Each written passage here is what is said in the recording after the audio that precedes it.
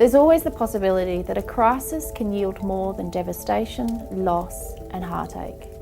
Within every emergency situation, there is potential for regeneration and renewal. I believe that artists and arts organisations have a key role to play in helping communities respond to and recover from crisis, because creativity can add vibrancy and voice to our individual and our collective experience, allowing an event to be retold, to be reimagined, shedding light on multiple perspectives, interconnecting stories that weave afresh our sense of belonging to each other and to place. In 2015, my small community of Northcliffe in the southwest of Western Australia, a town of just 300 people, was surrounded by uncontrollable bushfire that raged unabated for 3 long weeks. At the time, it was the largest bushfire in the southwest's recorded history. While we were fortunate, we didn't experience any loss of life, the devastation upon the surrounding forests, the coastal heathland and the agricultural properties was almost unimaginable. Our whole town was evacuated for a week. The neighbouring community of Windy Harbour was completely cut off, only accessible by boat or helicopter. Once you left, you couldn't return. Police patrolled the borders. Ours were communities under siege, facing imminent immolation, and that generated a deep sense of turmoil. Nature was no longer a benign backdrop. It had become a malevolent force with no concern for our homes, our livelihoods or our welfare. While no one was exempt from its impact, not everyone's experience was the same. While the media told some of the stories, they were only 5-second sound bites told with maximum dramatic effect, and they were not for the benefit for those of us in the community.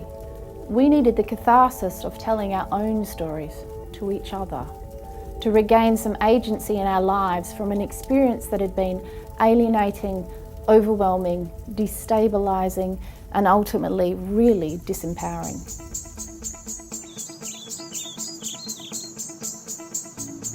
That's where our local arts organisation, Southern Forest Arts, stepped in.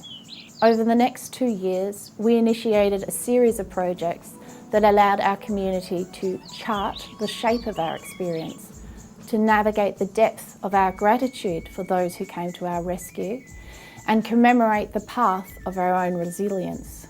We began by asking our local shire to facilitate a community gathering where stories could be told by young and by old, from those who lost their home, to those who lost their income, and to those who saved homes.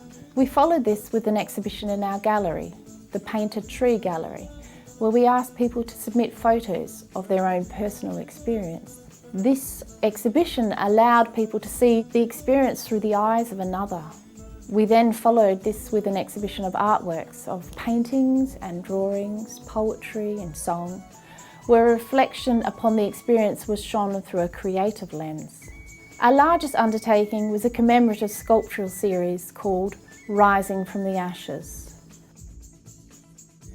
We went to a neighbouring community, Bridgetown, and we found an artist there named Kim Perrier.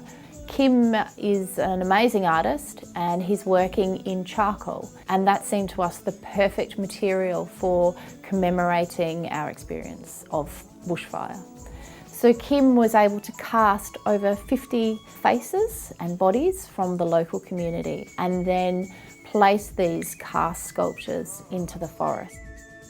The wonderful part about that project was that we had children from the school be involved, and we had one of our oldest dairy farmers, 82-year-old Denny Smethers, come along, and everyone in between. So it was a real spectrum of the community who put their hands up and allowed themselves to have their faces cast and their bodies cast, which is a very intimate exchange. When visitors come to our community, they can actually really see our people connected to forest, because that is what it's like. We live in amongst a forest. It's a dangerous place, it's a beautiful place.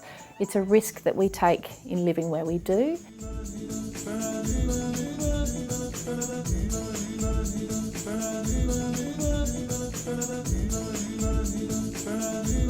While we can never know in advance how a crisis will affect us as individuals or as a community, or how great our impact will be in terms of helping individuals and communities to recover, I fervently believe there is potential for transformation when we share the stories of our individual experience and weave them into a story of shared journey. The arts can help serve as witness to trauma, providing testimony that can be as fleeting as a one-off performance or as long-lasting as a permanent sculpture. While some sectors bring powerful tools to traumatic events that help transform exterior physical landscapes, the arts have powerful tools that help transform a community's interior emotional and cultural landscape. The arts nurture community cohesion, compassion, vitality and belonging. They help restore individual and collective well-being, gifting hope for the dreaming of shared future possibility.